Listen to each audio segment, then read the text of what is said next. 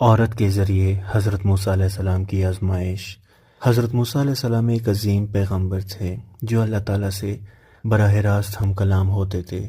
ایک مرتبہ سفر میں تھے، گرمی کا موسم تھا، پاؤں ننگے تھے، سفر کی تھکاوٹ اور پیدل چل کر پاؤں میں چھالے پڑ چکے ہیں۔